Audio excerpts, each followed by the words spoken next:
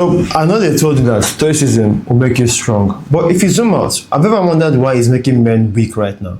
It's making men weak, it's making them feel empty, making them feel burnout emotionally, and making them stressed in life. Basically, making them depressed is most likely because of why when they explain Stoicism to you, they most likely tell men about the practices, but not the principles. So what happens is when you tell men only about the practices, right? They take their practices only at face value, and guess what? When it fails, they don't know why it failed. And that is why I tell men, please avoid short form platforms. Now, one thing that's also pissing me off is the fact that Andrew Tate is also on this table. Now, I used to be a big fan of Andrew Tate. No, I'm still a fan of Andrew Tate, yeah, but I don't let. But sometimes these days, I kind of realize that he basically jumps on almost anything that makes him popular, and which is a very big problem because he has a very large fan base, and this fan base needs to understand that just because of you throw a word at them does not mean that they should jump on that word, right? And I'm here to basically explain to you what Stoicism is, right? And I really hope this is the only video you watch. So what is not Stoicism? Stoicism is not you suppressing your emotions. Stoicism is not you becoming a wall, because what's going to happen is you're going to suppress your emotions. And when you suppress your emotions, what really happens is those emotions become worse in the long run. Why? Because the mind will see that emotion as a threat. And anytime you see such a emotion come up, apart from the fact that it's a threat, you're going to see yourself living or acting out that emotion and constantly being in threat over and over and over again. I know this because ever since while I was growing up, I had massive anger issues. Any little thing would throw me off balance. So what happened? I got introduced to Stoicism by a friend. Ironically, he himself is not Stoic. Which now makes me ask the question of, hold on, right? I've noticed that it's easier for you, right, to give advice to somebody else and for you to give the advice to yourself, even though you're in the same situation. This is also a way that I have kind of detected my hypocrisy, and I'm using it to my advantage now. This is where journaling has also come to help me. I'll tell you how I journal later, maybe in this video. I don't know, but remind me if I don't say it, because my video is sort of unscripted. So Stoicism is not about you suppressing your emotions. Neither is it about you acting on your emotions. It's about you acting with your emotions. So Stoicism is about you being deeply rooted in your principles, beliefs, and values, that when something happens to you, you're not swayed by your emotions, right? And this is a very powerful thing, because I basically had an argument with a friend, and the argument goes like this, right? It goes like he brought up a statement which we had to debate, and the statement goes like, as you become a man when you don't go to the gym, you don't earn money solely for the validation of women. I said, yes, it's true, because if you're trying to make money, why you bother if women are not really coming to your direction? And he's saying, well, they should come to my direction if I have money. I'm saying, no, that's entitlement, right? What that means is you are making money for the sole sake of attracting women. So what happens when you stop attracting women, or when you stop making money? Those women leave you alone. Think about it. Is that the life that you want? But it's like it doesn't care. And well, if you kind of realize that you really cannot change people's minds, and then that just made me realize that, oh shit, I think we live in a world of entitled men, right? And I don't even know how to say this thing, because the answer to that problem is not about the women or the attraction, it's the purpose behind it.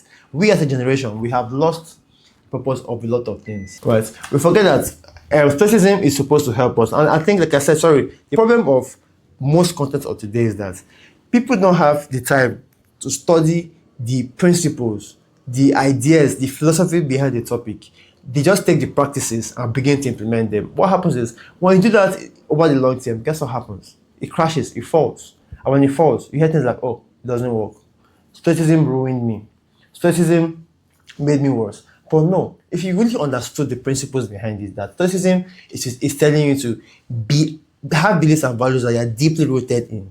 One, two, is realize that things are going to happen around you. You cannot control everything that happens around you. What you can control is how you respond and how you react to those negative events. That is a philosophy of Stoicism. But guess what? Andrew Tate will never tell you this. Because why? He focuses on rage bait, and this is something that I don't think I like about Andrew Tate. Because I used to like him before, but looking at the fact that he has taken his whole rage bait ideas and content out of place, not knowing that he's advising young men And those young men need to understand the principles. I'm saying this thing over and over and over again. Because I feel like, up the top of my head, like I only remember three tenets or three practices of Stoicism. One thing is that, first, is that events are going to happen, whether like it or not. Bad events, good events. It's how you see them that really, really matters, right? And it's something that has helped me overcome negative emotions, fear, guilt, shame. And let me be open with you, right? Growing up, I kind of realized that nobody really gave me attention in my house, right? And it messed me up in terms of how I saw myself in the world. But stoicism and journaling made me go back and realize that, okay, fine. Make me look at it as with a different lens. And this is very powerful, because if you go back to any event, right, you get to realize that it's not really what happened that your brain interpreted it to be, because of why emotions. But if you're somebody who's now beginning to become stoic, you can visit almost any events that you had negative emotions and look at what really happened. So if you're rejected by a lady, right, instead of you being angry at the lady, you could look back and understand that there are a lot of reasons why she may never have been with you at that moment. And this reminds me of a story where I had this guy talking to this lady for a couple of months. He had sent her gifts. He was giving her, buying her a lot of stuff, right? And she wasn't, at some point, she wasn't responding to him anymore. And he became very angry and very vengeful. And we had a conversation. And I'm like, bro, I'm sorry. Yes, you're my brother, right? And you're expecting me to say things like, fuck that bitch. But think about it, right? There are a lot of reasons she didn't end up with you, regardless of how much you have spent. And this is how I made him realize that there are ladies who you will spend money on, right? Who will never like you. And there are ladies who you will not spend anything on and they will like you. Does not mean that they are bad people. Does not mean that the fact that you spent money on her makes her bad. If you think about it, I made him realize that thinking is an entitlement mindset. So that means he's creating a transaction, right? A subtle transaction, which is open for debate another day. But it made me realize that sometimes when we do things for other people that we think are good, sometimes we expect something in return. Does it really make it good, right? If we expect something in return, or does it not make it feel like a transaction? But the irony was that a few months down the line, he got to realize that her parents were going through a divorce. Shortly around the same period, she was no longer responding to him. Now, looking at the way he had judged her, right? Now, that doesn't mean that she would have dated him, but the point is that looking at that situation now, it can give him a different understanding of what could have happened at that moment. So what that means is that him visiting that situation back doesn't make him feel like the lady cheated him, but he will have a different understanding, right? And that's supposed to be the idea of stoicism: is whenever something bad happens, you're not acting based on your emotions, you're acting with your emotions. Okay, fine. I feel anger now. Why am I angry? You're angry at somebody, and mostly when you're angry, it's because you're expecting other people and other things to be a certain way. And that's the concept of amor fati, the second principle. Well, amor fati is like, well, we are all bound to a certain fate. So what should we do? Right? Instead of surrendering to the fact that you are born to a certain fate, amor fati tells you, okay, fine. What do you want to do? How can you enjoy that moment? Right? Because a lot of things can happen. All right. Okay, so a very short story, right? Actually, I personally did not want to be creating content. If I look back in my life as what I wanted to do, right, I wanted to really join the army, but something happened before I joined the army. I began to have heart problems, and then this is another thing that I should be bringing to the internet. But it made me realize that, okay, fine. What else would I really want to do? But by the way, me wanting to join the army was the foundational reason for me being into fitness in the first place. So people assume that I was somebody who read a book about fitness and began to become fit. Nope. It's because I wanted to join the army. And that process, I simply became disciplined. And that was the foundation for my discipline. But the point now is that because of my heart situation, I couldn't join the army. But guess what? I had the disciplines of what I was going to do if I joined the army. And I'm grateful for that, because that's something that allows me to talk to younger men and be a role model to younger men. Okay, fine. Something, you may have worked on a business for years, right? But that business may not work. But guess what? You move on. This is why I tell people that if you're to go into business, go into a business that you would love. And that is the whole essence of ikigai. And what is why some people in in a Japanese island they get to live the longest in life because why? They do things that they truly love and they can get paid for it. That is a real zest for life, right? That's why I tell people that get into a business that fits your personality. We live in a world of ultimate freedom to do almost everything you want to do, right? Although people are saying no, I'm bounded by some options. No, you can do a lot of things that you really, really want to do. You don't have to feel controlled. You don't have to feel controlled. You don't have to feel like somebody is bullying you to do something that you don't want to do. So my advice is do something that you really love. And if it doesn't succeed, at least you got the satisfaction or joy from doing that thing. Just whether like it or not, there are people who are earning big money, but they are very miserable at what they are doing. Their kind of job or business does not fit their lifestyle. They live a lot of dreams, and I'm currently reading this book right now, The Alchemist. Now I'm just at the beginning, and he says something that there's a store owner, right, who wanted to work on his dreams. He wanted to do some things in his dreams. He wanted to maybe travel. But he said, no, you know what? I will start a business. With this business, I'll be able to finance the travel. What that means is he postponed his dreams. He postponed his actions and what he wanted to do. And guess what? He became an old man and never did the things that he really wanted to do. And it dawned on me that is how most of us think. That I'll work on this dream as soon as I have the money. I'll work on this thing as soon as I have this. What happens is we keep pushing our goals and our dreams in the future so that why we handle the present. Never realizing that you need to do both of them. Not suspend the dream, but look for how you can do it now. Because whether I like it or not, dreams fade away. The dreams come to you, right? And they fade away when you don't act on them. This is why I will say it over and over again. I'm off at you. Life throws lemons at you. What do? You make lemonade. Hey, and by the way, I heard that lemons are not natural, that they were genetically made or something. Well, I'm not I'm not a farmer or something, so I really cannot tell about that, but you get the point. So it's not really about what happens, but it's how you react to it. And if you look at the greatest people of all times, they've always had negative events happen to them. But guess what? Those negative events have always been the turning point of their life. And this is why I said something like, if something bad happens to you, two things can happen. You have two possibilities. One, that bad thing could be your problem, could be something that scars you for life. People call it post-traumatic stress disorder, right? Or it can be something that makes you stronger, makes you better. That is what people call post-traumatic growth. The choice is yours. So it's not really about what happens, but how you react to it that matters. So the main advice is, a lot of things are going to happen. Focus only on the things that you can control. And one thing you can control is your attitude, is the way you think towards what happened, is the way you feel towards what happens, and what you do with what happens. That are the three things that are within your control. Every other thing is outside of it. You cannot control what people do. You cannot control the market. You cannot control the relationship. You cannot even control the news. But what you can control is how you react and how you respond to those activities. The third tendency is mindfulness, where mindfulness is about, and by the way, the quickest way for it to become mindful is meditate every day. If you realize that your thoughts are not really yours, right? If you think about it, think about the things that you think about. Ask yourself, where do these thought processes come out from? That is the very step to being mindful, where you are observing your thoughts, right? And this is the real power of Stoicism. You are distancing yourself from your thoughts. And I'm wondering, okay, fine. Why am I thinking this way? Because like I said, your thinking is the first foundation for your feelings. If you don't handle your thinking, your feelings will be swayed. But most people do the opposite. That is where people act on their feelings.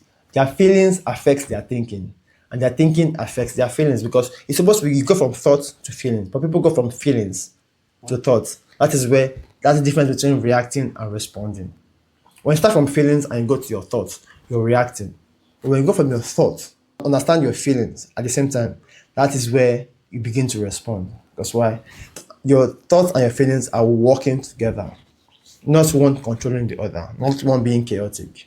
So understand that if you want to be mindful, it's simply you processing those emotions, not acting on them. And I'm saying this thing over and over again because people just realize that people think that being stoic is about you being emotionally dead. It's about you not enjoying life, you not enjoying the zest of life, or you not being moved by negative emotions. No, I'll say it over and over and over again. It's you just being deeply rooted in some beliefs and values, in your beliefs and values, where when something bad happens, you think about them, you process them, you don't make them be the ones to control you.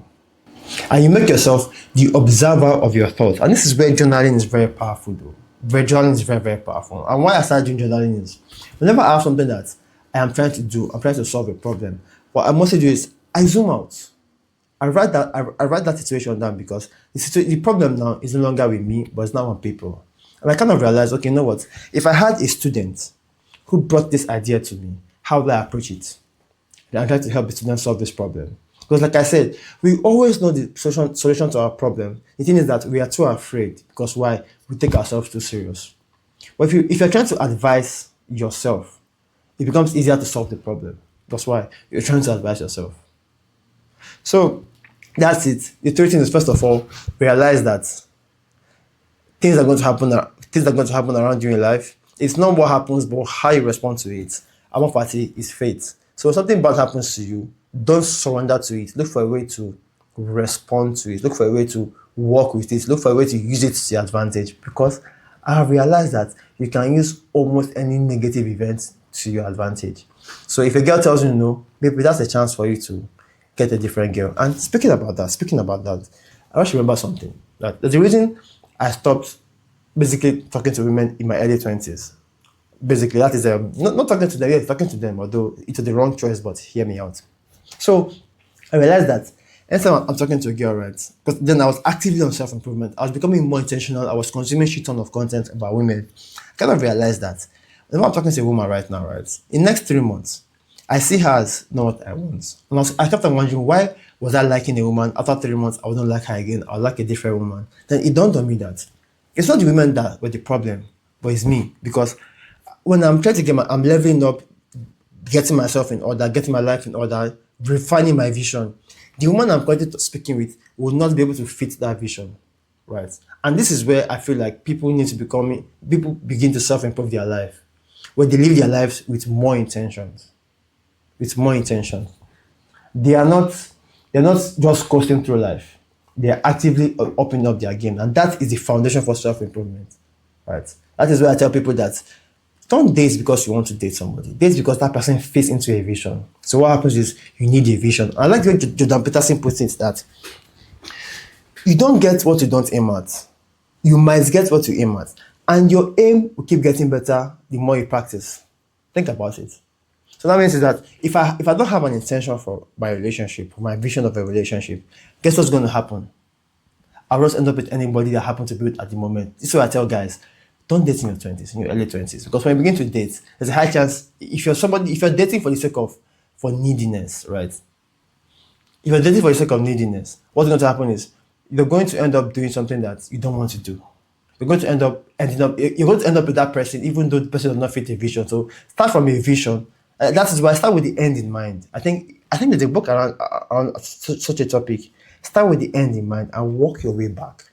That is how you begin to have a meaningful relationship with people. Does this person fit into my vision? And last but I think I digress is mindfulness. If you're mindful of the things that you're saying, the things that you're thinking, because if you're mindful of the things that you're thinking, you become mindful of the things that you say, the things that you act, and basically become more mindful about your entire life.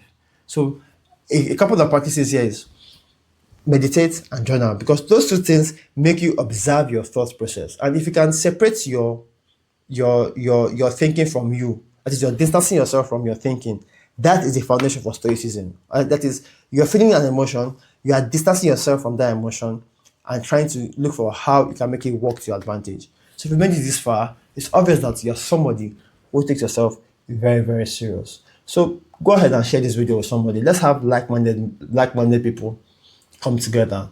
Now, I really hope this is the last video you watch on Stoicism. But if you want other people, try out Royal Holidays. Please understand the principles first, not the practices. So thank you very much.